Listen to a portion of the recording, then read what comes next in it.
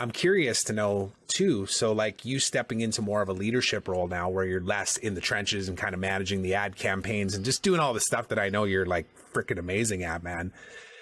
Where have you turned to for guidance on that side of things? And I know Brad's awesome. Like he's exceptional as that kind of person. I think that's where he's really gained a lot. And you know what?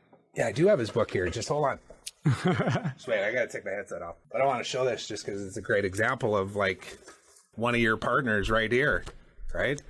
Clear the Mind for Success. Learning Meditation for Business, Mr. Brad Liskey right there. Go buy it on Amazon. But I mean, Brad's obviously been a tremendous like mentor, even like hiring, like Kyle, he's our director of marketing now, and he's got his MBA, like Ivy League caliber. And there's a lot of things that he does and he's familiar with that I'm not familiar. So we have a really good relationship where we're teaching each other like complementary skills. Because it's funny, when I was originally going to hire somebody for director of marketing, I was looking for somebody that actually almost like mimicked my skills. And it was like a last minute pause. And like, you don't need more of you. I mean, I don't think anybody needs more of me, but maybe they do. I don't know. But you can never get enough of you, man.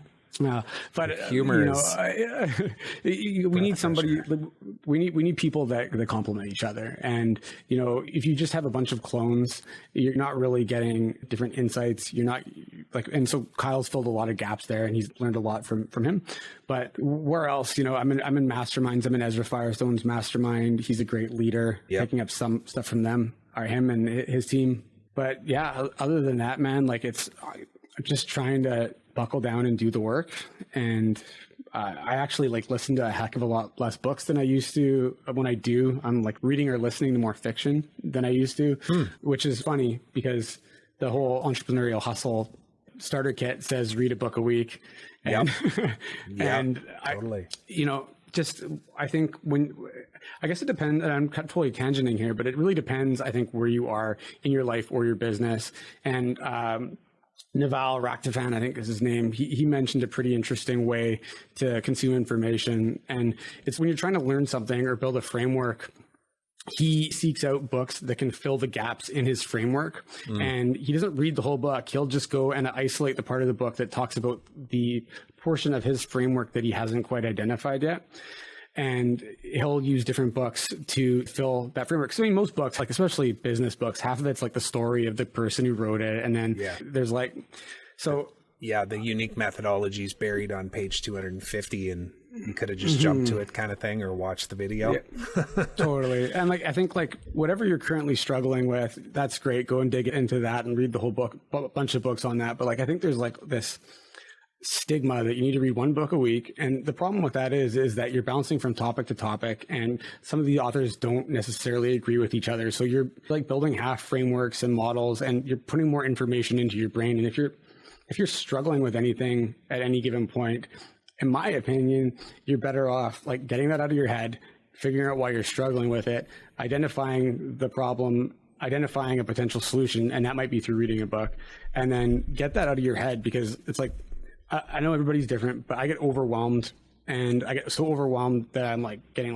like almost like sick. Yeah. And I start feeling depressed, and like over and over and over and over and over again, the only thing that I found that solves it is to literally write down all the things and then break them into what can I do in 5 minutes or 10 minutes, and what is a bigger project. And as soon as I knock off some of those like 15-minute things that are just like piling up, it's like it all goes away. And sorry, this again, longest tangent, but no, the same thing goes. You figure out the first part to solving a problem or dealing with personal stress is to identify what's causing that problem, and then isolating it and dealing with it. No, there's a lot of good insight in everything that you shared there. Like what is one of the best ways to become a better leader? Well, surround yourself with leaders. Don't just try and become the next of everything. Just bring them into your world and let them do what they do best. And a lot of times, and I think you just had a good self-reflection on that though too, is that we want to find clones of ourselves. You know, every time I've led in a company, I've felt the same way too, right? I'm thinking like, man, I got to find entrepreneurial thinking people that just want to be outside the box and go the extra mile. And then you realize as you build a company that like, you can't just have, 20 Ryans or 20 Trevors, or else everybody's just doing their own damn thing. And like, I joke around about it all the time. You could probably relate to this, but when I describe what I do, even when I'm in a company, because as you know, I sold my business, so I became a part of a larger group, and then I took on an executive role. And eventually I hit a point where I was like, man, I got to go back to just kind of floating on my cloud for a little bit here. And that's literally how I referenced it. It's like, I just want to go kind of do my own thing. It's no offense. I don't not like you. I just know I need the next thing. I'm seeking the next evolution of me and my growth. And a lot of times when I dive into that, it's very similar process to what you're saying, which is to just go, all right, back it up. Where's the gap? Where's the thing that I'm feeling that I need to fill that void? And it might not even be for long. It might just be for a couple of months or just a fleeting moments or whatever. But I know for me as an entrepreneur, I feel like it's been a learned process.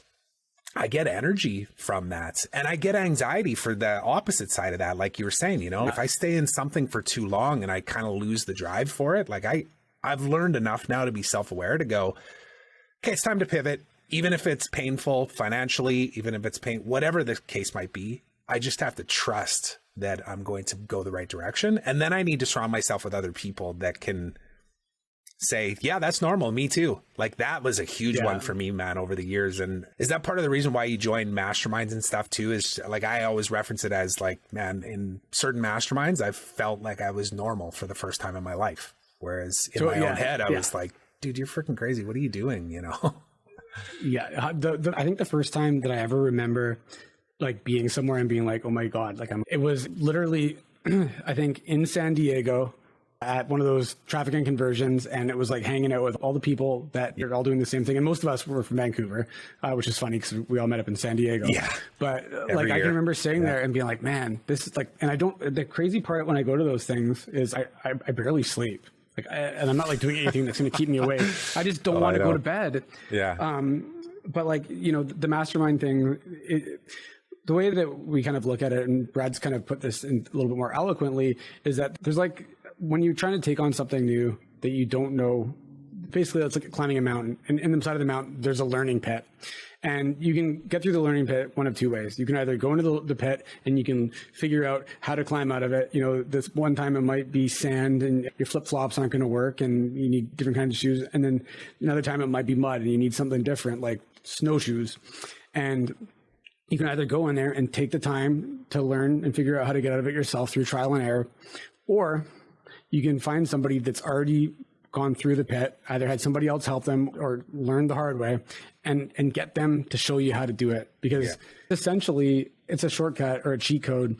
And the best part about masterminds, especially the good ones, is that people are there to raise each other up. It's not about like competition or egos. And everybody's going through different stuff and everybody wants to help other people get up because it helps bring them up. And that's the one thing that I've noticed is that the more I give, the more it comes back to me when I'm in a situation where I don't know how to figure something out. Yeah. And masterminds are made, if you got to find a good one, and it has to be related to what you're in, but like the people like Ezra's masterminds, phenomenal. Like it's e-commerce, so it's not going to be for everybody, but like the relationships that I built inside of there, whatever it's cost me to be in it, have been like 1,000-fold. Thanks so much for watching. If you enjoyed that clip and you want to watch the full unedited episode, go ahead and click over here. And while you're at it, don't forget to subscribe. It really does mean a lot to me. Thanks so much.